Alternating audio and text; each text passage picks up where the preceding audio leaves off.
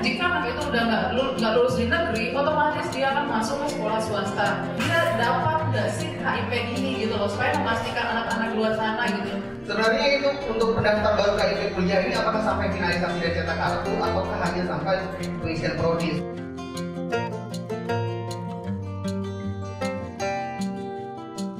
Jadi buat teman-teman mungkin juga ada yang belum paham betul kan tentang bagaimana penerimaan mahasiswa baru untuk tahun ini, ya.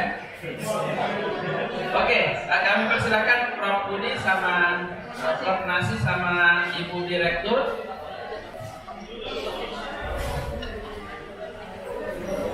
Jadi di sini silakan Pak.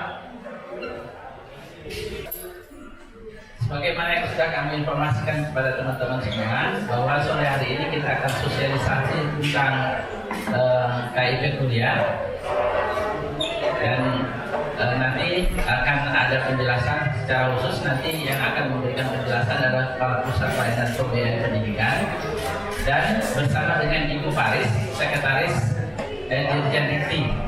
Teman-teman perlu diketahui juga bahwa terkait soal KIPK itu ada di Permendikbud. Silakan mungkin teman-teman baca sendiri ya. Permendikbud nomor 10 tahun 2020. Nah, ini penjelasan hal-hal yang menjadi perlu diperhatikan secara seksama. Mungkin Ibu Paris bisa memberikan penjelasan ya, terkait soal KIPK ini. Silakan Prof. Bu Paris. Teman-teman sambil ini ya, kalau mau ada tanya silakan tulis aja dulu ya. Nanti ada penjelasan setelah selesai penjelasan dari Bu Paris, nanti teman-teman boleh bertanya. Pertanyaannya satu-satu ya, biar lebih clear, lebih jelas. Silakan Bu Paris sambil menunggu. Bismillahirrahmanirrahim. Assalamualaikum warahmatullahi wabarakatuh. Yang saya hormati Prof. Nasib, Prof. Budi, dan sahabat saya Pak Banja.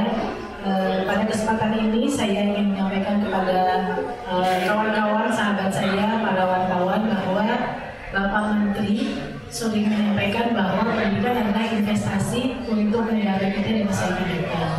Dan karena itulah beliau berjuang dengan sepenuh hati untuk mempercepat keluarnya permen tentang program Indonesia Pintar, yaitu Permendikbud 10 nomor 2020 yang di dalamnya ada KIP dan ada KIP kuliah, gitu ya.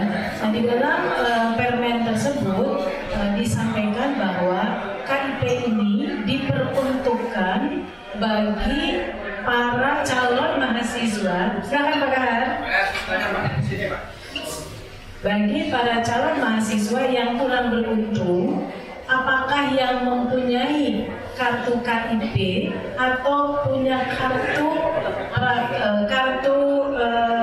sejahtera, kartu keluarga sejahtera, atau mempunyai identitas lain yang setara dengan KIP atau setara dengan kartu keluarga sejahtera. Kemudian KIP ini nanti mungkin secara detail akan disampaikan oleh Pak Kahar, dan kami pada prinsipnya regulasi sudah ada dan sudah diberi izin oleh Bapak Dirjen serta hasil komunikasi dengan staf khusus Menteri bahwa web KIPK sudah akan resmi dibuka setelah kegiatan pada siang hari ini selesai dilakukan oleh kita semuanya, dan kami berharap sesuai dengan saran Prof. Nasi dan Prof. Budi, mari adik-adik semuanya yang berminat untuk kuliah jangan berhenti hanya karena tidak ada dana.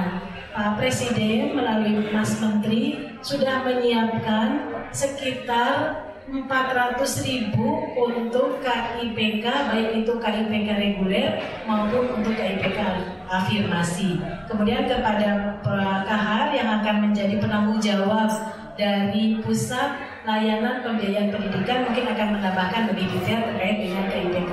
Terima kasih banyak. Wassalamualaikum warahmatullahi wabarakatuh. Waalaikumsalam warahmatullahi wabarakatuh. Terima kasih Bu Paris. Ya, Pak dulu. Silakan ditanyakan kepada siapa. Halo, selamat sore. Saya Pak dari Suara Pengaruan Berita Saja. Para pakar, tadi kan Pak Kahar sempat menjelaskan kalau siswa SMA ini otomatis ya yang mendapat KIP sebelumnya otomatis di perguruan tinggi mereka akan mendapat KIP kuliah program lanjutan. Nah Pak Kahar, saya hanya memastikan dari data tadi kan kata Pak Kahar yang melulus tahun ini kan 3,7 juta anak, 1,1 juta yang menerima ini. Jika mereka ini otomatis 500, hitung aja 500 Pak yang masuk ke perguruan tinggi, kan 1,1 nggak mungkin semuanya kita hitung 500, otomatis kata Bapak tadi, sedangkan KIP yang disiapkan hanya 400 loh Pak. Apakah mereka ini nanti dites lagi atau seperti apa untuk mendapat lanjutan ini? Soalnya jumlah sama ini beda gitu loh. Yang kedua, mau menegaskan lagi, dulu pas zaman Pak Nasir, Prof. Nasir waktu Menristek Dikti, beliau mengatakan nanti untuk penerima KIP ini kalau lanjutkan nanti jumlahnya itu apakah masih sama seperti penjelasan Pak Nasir yang jumlah mereka dapat itu seperti bidik misi atau seperti apa? Memang penjelasan lain mungkin Bu Faris bisa bantu menjawab ini. Untuk sementara itu dulu. Ya, terima kasih. Nanti kalau banyak-banyak nanti pusing. Jadi teman-teman sekalian saya hormati, tentunya yang saya maksud tadi itu adalah kesempatan yang sama ya. Jadi tidak ada dari awal bahwa penerima KIP tidak memperoleh kesempatan masuk. Ini akses masuk. Jadi artinya KIP yang dia miliki itu sebenarnya kunci masuk mendaftar. Toh nanti di perguruan tinggi kan ada tes yang menentukan lulus atau tidaknya. Demikian juga bagi teman-teman pokoknya yang tidak memiliki kartu Indonesia Pintar, tidak memiliki KKS, tetapi diasumsikan tadi kategori ketiga, teman-teman perguruan tinggi juga melakukan verifikasi ini layak apa tidak ya gitu, seperti itu. Jadi bukan berarti bahwa serta-merta tanpa ada tesnya, sehingga semua yang lulus tadi SMA 500.000 umpamanya kepengen kuliah langsung otomatis diterima perguruan tinggi, tentu ada mekanismenya. Nanti barangkali detailnya teman-teman dari LTMPT yang bisa menjelaskan itu ya. Maksud saya itu kan dari 1,1 saya sengaja kayak dulu kita bikin lebih sengaja 500. Maksud saya ini loh Pak, kata Bapak kan belum. Maksudnya ini kan bukan hanya untuk perguruan tinggi negeri loh Pak, ini untuk swasta juga. Maksudnya jika anak itu udah nggak lulus di negeri, otomatis dia akan masuk ke sekolah swasta. Nah dia tetap punya peluang. Maksud saya anak ini yang ditanya di sini Pak, dia dapat nggak sih KIP ini gitu loh, supaya memastikan anak-anak luar sana gitu. Nanti PHP lagi Pak gitu. Ini ada pengalaman dari teman-teman di LTMPT berapa persen sebenarnya ya setiap tahun pasti ada gambarnya. Silakan Prof. Nasir. Ya. Oke, jadi pengalaman selama ini dari 3,7 juta itu tentu tidak semuanya akan melanjutkan ke kuliah. Jadi ada 1,1 kan. Nah dari yang pertama gini, intinya adalah bahwa siapapun dari keluarga yang tidak mampu, pemegang kartu KIP kuliah yang diterima kuliah minimal di semua perguruan tinggi negeri akan mendapatkan KIP kuliah itu. Sementara yang di swasta biasanya selama ini juga boleh, tapi tentu tidak semuanya. Mohon maaf ini, bagi beberapa perguruan tinggi yang agak, mohon maaf, elit itu biasanya agak tolak karena jumlah yang dibayarkan untuk SPP-nya itu jauh di bawah dengan SPP asli mereka. Tapi intinya adalah sepanjang mereka diterima di perguruan tinggi, baik PTN maupun swasta, ini akan mendapatkan haknya untuk memperoleh itu semuanya. Jumlahnya memang kalau kita mau semuanya sebenarnya sangat banyak. Di PTN saja, tahun-tahun sebelumnya itu kurang-kurang. Jadi selama ini dengan 20% sudah kita penuhi, kawan-kawan di Dikti selama ini masih menambah lagi dengan 10% yang harus di UKT 1 dan 2. Nah, sesungguhnya UKT 1 dan 2 itu juga layak menerima KIP kuliah. Sehingga sesungguhnya kalau itu nanti akan di cover, 400 itu akan terisi, dan biasanya memang jumlahnya sedikit. Mereka-mereka yang melanjutkan terus itu ya di angka-angka 20% dari angka yang ada. Baik, clear ya? Yang kedua ya. Jadi mungkin yang pertama sebelum saya menjawab itu, saya ingin juga menambahkan dari pakar tadi, Permen sudah keluar. Kemudian sistem itu, Prof. Nasi dan Prof. Budi itu betul-betul menerapkan kampus merdekanya Mas Menteri, ya kan? Tidak lulus di SNMPTN, penerima KIP kuliah ini, nomor KIP kuliah ini diikutkan di SBMPTN. Masih tidak lulus juga di SBMPTN, kampus merdekanya jalan lagi, gitu kan ya? Masuk ke seleksi yang lainnya. Jadi ini sebetulnya implementasi dari kampus merdeka Pak Menteri, Mas Menteri, betul-betul diterapkan oleh teman-teman di PTN. Yang terkait dengan pertanyaan sama, karena ini program Indonesia Pintar ini adalah punyanya Bapak Presiden Joko Widodo, jadi masih sama ya kegiatannya, jumlahnya, seluruh jumlah yang bidik misi plus KIP kuliah yang akan datang adalah 818.000. Gitu ya. Kemudian uangnya sama dengan yang tahun yang lalu, yaitu untuk tuition fee atau untuk uang kuliah 2,4 juta per semester.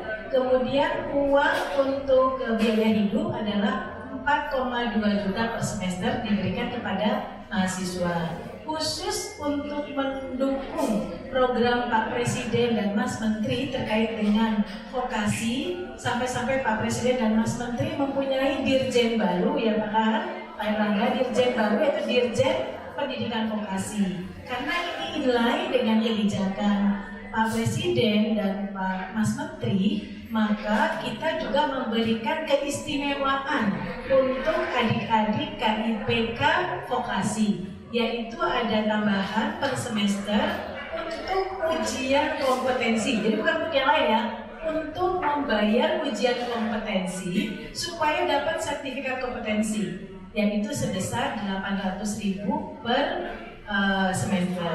Jadi ini bukan untuk yang lain. Jadi kalau misalkan seorang ingin mempunyai kompetensi, salah satu contohnya misalkan Big Data, maka uang yang 800.000 ini bisa digunakan untuk melakukan ujian kompetensi, tapi tidak bisa digunakan untuk spending money atau untuk belanja kegiatan-kegiatan yang lainnya. Ini untuk mencirikan betapa Bapak Presiden dan Mas Menteri sangat concern bahwa seorang lulusan vokasi betul-betul harus mempunyai kompetensi yang tersertifikasi. Makanya diberikan tambahan oleh Pak Kahar sesuai dengan perintah dari Mas Menteri adalah sebanyak 800.000 pada semester untuk berbagai ujian kompetensi. Saya kira demikian, Mbak. Terima kasih banyak. Ya, silakan, Prof. Baik, untuk gambaran saja, biar semua paham. Jadi sekali lagi bahwa adik-adik yang diizinkan mendaftar SNMPTN ini adalah adik-adik yang masuk pemeringkatan sesuai dengan akreditasi sekolah. Artinya tidak semua yang tidak mampu itu pasti akan masuk ke pemeringkatan. Nah, kemudian setelah dia diberi kesempatan, taruhlah masuk 40 besar tadi, kalau akreditasinya A, kemudian mendaftar, memilih perguruan tingginya mana, kemudian program studinya apa. Nah, adik-adik ini akan diseleksi itu bersama-sama dengan yang reguler, artinya yang tidak membutuhkan pembiayaan dengan KIPK. Jadi artinya persaingan itu antara pemegang KIPK dengan yang reguler tidak minta pembiayaan itu adalah sama dalam satu kotak yang sama. Nah, pengalaman yang sudah itu memang dari tahun ke tahun itu ya hampir sama. Ya, terima kasih Mbak Dina. Terus terkait dengan perluasan akses yang tadi disampaikan oleh Pak Kahar, jadi pada prinsipnya adalah selama perguruan tinggi tersebut menyampaikan bahwa anak yang akan menerima KIPK ini lulus secara akademis dan memang betul-betul berprestasi, maka kita akan menjadikan prioritas menerima KIPK. Jadi lulus dulu baru KIPK-nya akan diterima. Kemudian yang kedua, menurut saya, apakah ini boleh untuk swasta? Boleh, ya boleh. Apakah ini bisa untuk swasta yang prodinya C dan di daerah tertinggal? Juga boleh. Dan mungkin tadi yang disampaikan oleh Pak Kahar, Mas Menteri itu sangat concern untuk mencoba perluasan akses ini ke Papua dan daerah 3T. Jadi kami mungkin dari kami berdua akan betul-betul mengawal kalau memang nanti misalkan secara akademis itu agak sulit masuk di daerah 3T ya, masuk ke yang A dan B, tapi kita di sana ternyata eligible secara akademis untuk prodi B dari swasta atau prodi C dari PTS, maka kami akan melakukan validasi untuk mengecek apakah yang bersangkutan seperti yang ada dalam Undang-Undang 12 tentang pendidikan tinggi ya, memang mempunyai prestasi akademis dan tidak mampu. Jadi nggak bisa dipisah-pisah ya, prestasi akademis dan kurang mampu. Jadi ini akan menjadi item. Tapi nanti misalkan ternyata kita hanya punya 400.000 yang berprestasi akademis dan kurang mampu itu ada 500.000, tentu saja kita akan melakukan harmonisasi sampai dengan batas yang sudah disampaikan oleh Bapak Presiden dan Pak Mas Menteri, yaitu lebih kurang 400.000 tahun ini. Saya kira ini adalah lonjakan yang luar biasa. Tahun yang lalu kita hanya over ya untuk bidik misi hanya 130.000. Sekarang ini luar biasa. Saya kira kita harus berterima kasih sama Bapak Presiden dan Mas Menteri yang begitu giatnya mencoba mencarikan akses belajar bermutu untuk mahasiswa kita, yaitu sebanyak lebih dari 3 kali lipat dari tahun-tahun sebelumnya. Saya kira demikian. Mohon izin menyampaikan. Satu kalimat saya ingin perbaiki, yaitu bukan institusi akreditasi A, B dari program studi, jadi prodinya A atau B, bahkan C pun kalau daerah tertentu itu yang saya katakan tadi tidak ada atau mungkin yang bersangkutan kesulitan mengakses ke A dan B, maka C pun masih bisa kita pertimbangkan. Jadi program studi, bukan institusi. Baik, baik. Saya dari cnnindonesia.com mau nanya soal mungkin lebih ke pengawasan dari proses KIP kuliah ini dari Kemendikbud sendiri, mengawasi supaya KIP kuliah ini tepat sasaran, ke sasaran yang memang tadi persyaratan-persyaratannya itu bagaimana supaya tepat sasaran. Dan terus tadi kan ngomong bisa dipakai di SNMPTN dan di SBMPTN. Kalau untuk tes mandiri di PTN apakah bisa, dan kalau dipakai di swasta kan ada tes juga, bayar tes itu bisa dipakai juga atau enggak? Terima kasih. Baik, silakan. Ya, ini mungkin salah satu kembali lagi betapa kami mencoba untuk melakukan harmonisasi antara SNMPTN dan KIPK, karena kita betul-betul ingin mendukung kampus Merdeka Merdeka Belajar. Jadi kami sekarang sudah punya terintegrasi. Begitu nanti LTMPT menyatakan, oh si 100.000 anak-anak ini masuk ke perguruan tinggi ABC, maka itu langsung terintegrasi dengan Big Data PDDikti di Kementerian Pendidikan dan Kebudayaan. Pada saat yang bersangkutan kuliah, maka kami akan berikan marking pada sistem PDDikti. Jadi ini akan diikuti terus-menerus setiap semesternya. Kalau yang bersangkutan misalnya melakukan hal-hal yang sangat exciting untuk berprestasi, maka kami juga tidak akan segan-segan untuk melakukan treatment yang lain. Hal yang sama, kalau nanti mahasiswa ini misalnya membutuhkan pertolongan, misalkan karena biasanya di perguruan tinggi daerah, misalkan dari daerah 3T, tiba-tiba kuliah di UNER tempatnya Prof Nasi, saingannya menjadi se-Indonesia, tiba-tiba nanti IPK-nya goyang 1,9 atau kira-kira mendekati kurang dari 2, maka dengan adanya terintegrasi data di PDDikti, kita sudah bisa langsung memberikan pendampingan, sehingga kita akan melakukan berbagai macam validasi dan harmonisasi, baik itu dari segi akademis maupun dari segi tepat sasaran tadi. Karena kami juga akan melakukan beberapa inputting data dari PDDikti terkait dengan status sosial dari masing-masing mahasiswa. Kalau dulu kan tidak di-marking ya, jadi sekarang kita memarking akademis dan juga memarking status sosial. Jadi kami ingin meyakinkan betul bahwa adik-adik ini betul-betul yang berhak untuk menerima seperti yang diamanahkan undang-undang, layak, berprestasi, dan memang kurang beruntung. Saya kira demikian. Mungkin saya kembalikan ke Pak. Ya, Mas dari Jurnas. Sedikit menambahkan. Ya.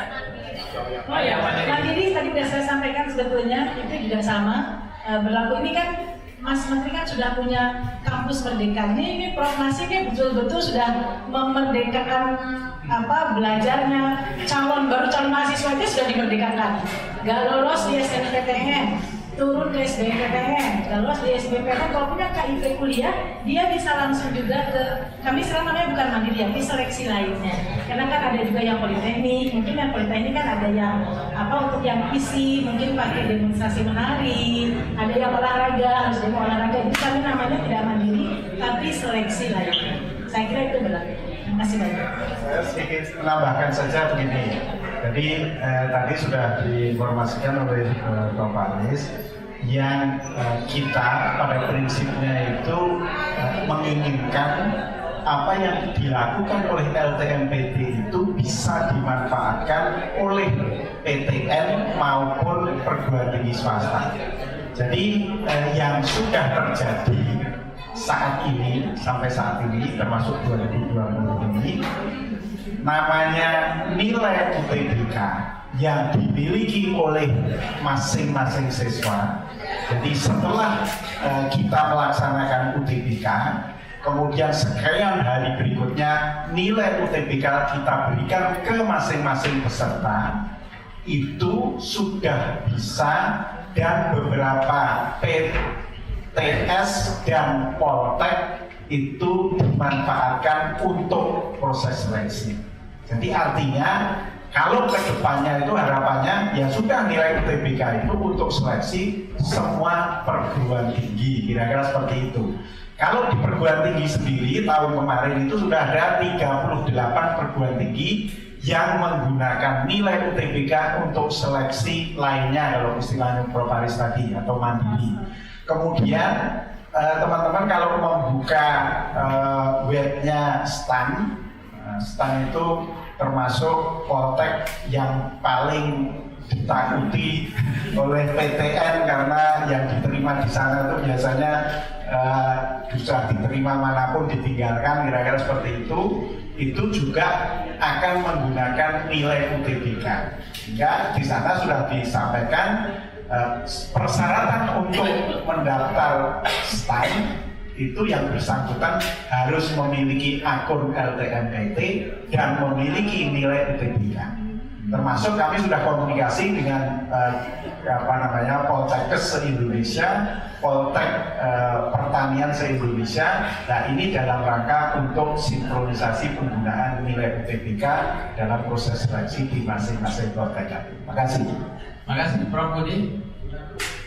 Ya, Mas dari. Terima kasih. Saya Murti dari Jurnas. Mau tanya singkat aja. Itu dari siaran pers 20 Februari kemarin untuk pendaftar KIP kuliah yang baru yang belum pernah mendapatkan KIP sekolah, dikatakan bahwa pengisian tetap mendaftar SNMPTN sampai pada mengisi prodi PTN. Kemudian tadi siang sekitar jam 11:30 ada postingan di LTMPT official bahwa agar yang pendaftar KIP kuliah yang baru itu juga melakukan finalisasi dan melakukan cetak kartu. Nah, ini kan banyak simpang siur saya tadi baca di internet Sebenarnya itu untuk pendaftar baru KIP kuliah ini apakah sampai finalisasi dan cetak kartu ataukah hanya sampai pengisian prodi seperti yang katakan nanti menyusul sampai 31 Maret dikatakan di siaran pers. Kemudian untuk yang kedua itu mungkin tadi saya terlewat itu sampai 2024 kira-kira targetnya berapa mahasiswa yang bakal mendapatkan KIP kuliah. Terima kasih. Silakan.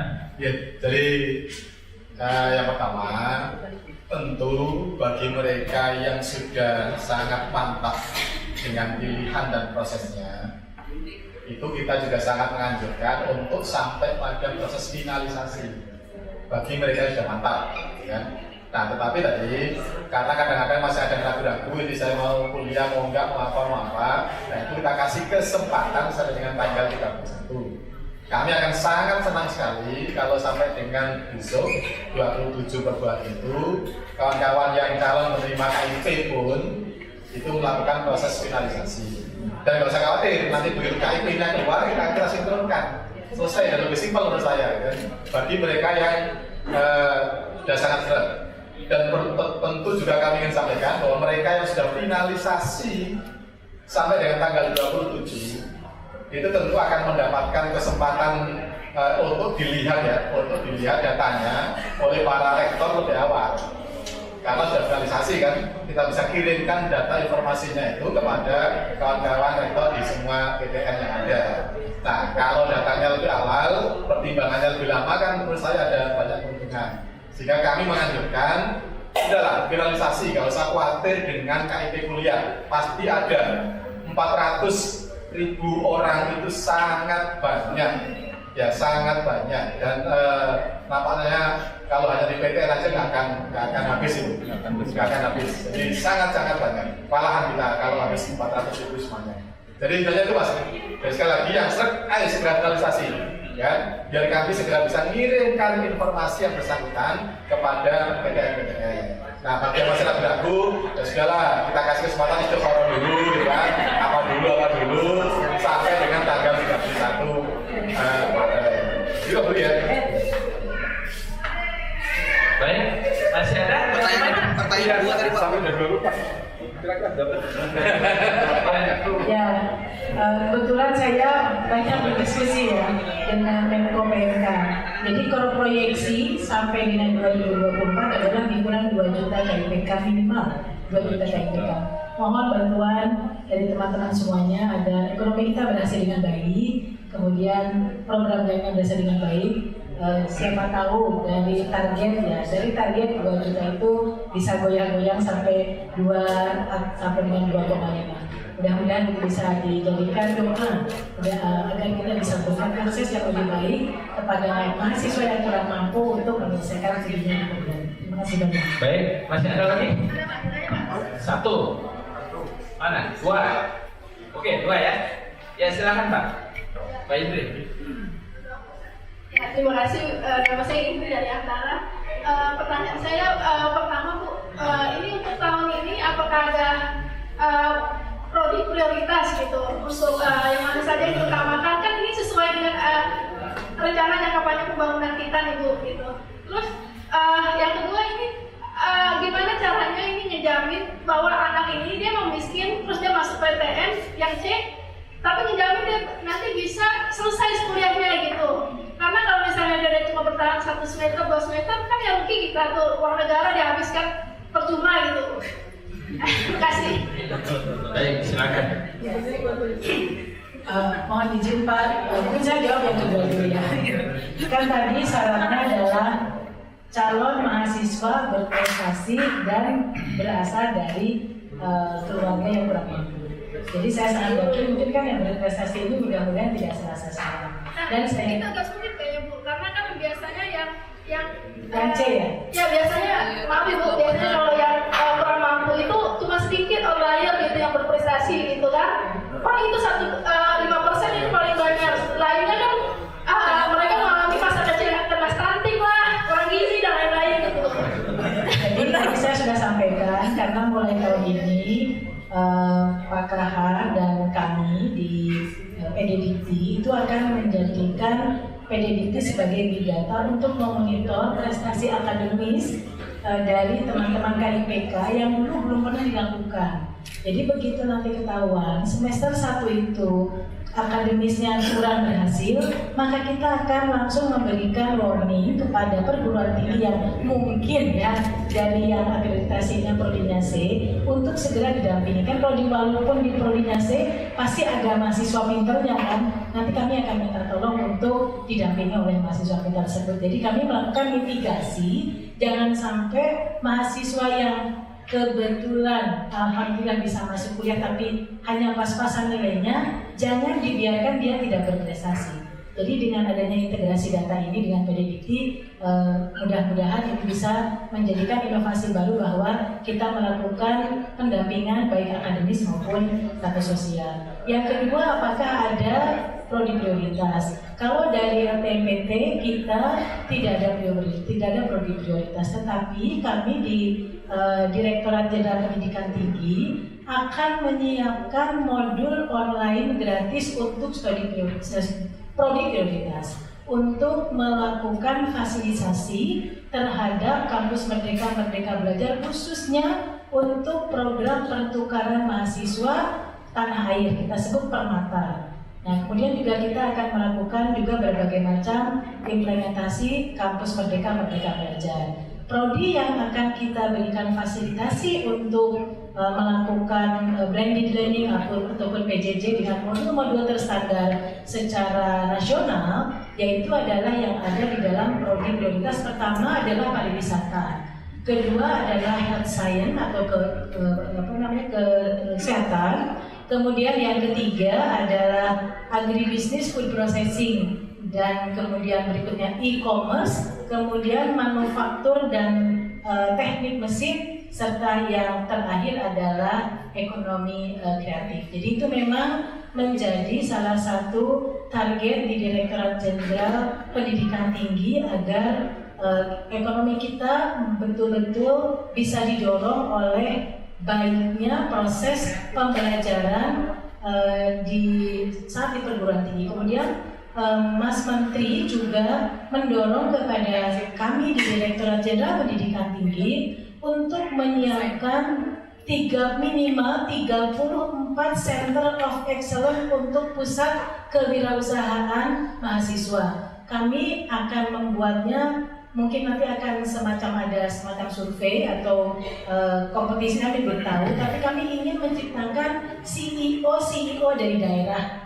yang berasal dari Center of Excellence kewirausahaan di minimal 34 provinsi. Tapi nanti ternyata misalkan kita provinsi, kalau Pulau Jawa jangan cuma 5 gitu, yang paling bagus misalkan ada 10. Ya tentu saja kita akan melakukan koordinasi dengan para rektor, di mana saja kita akan membuat Center of Excellence dalam rangka menggalakkan kemandirian mahasiswa sesuai dengan tujuan dari pendidikan tinggi, salah satunya adalah menyiapkan lulusan yang mandiri. Saya kira demikian, Bapak. Terima kasih. Ya, belum Pak, masih ada satu pertanyaan. Oh, masih ada, tapi nggak apa-apa. Jadi begini, kami betul-betul minta tolong kepada teman-teman wartawan yang intinya kaitannya dengan pendaftaran SNMPTN adalah sebagai berikut. Ya, untuk adik-adik yang sudah dinyatakan eligible, artinya berhak untuk mendaftar SNMPTN yang jumlahnya 561.000 sekian, itu ya baik yang membutuhkan KIPK maupun yang tidak, itu segera menyelesaikan pendaftaran dan finalisasi sehingga akan bisa kita kirimkan ke masing-masing perguruan tinggi keinginannya itu dia mendaftar di perguruan tinggi mana dan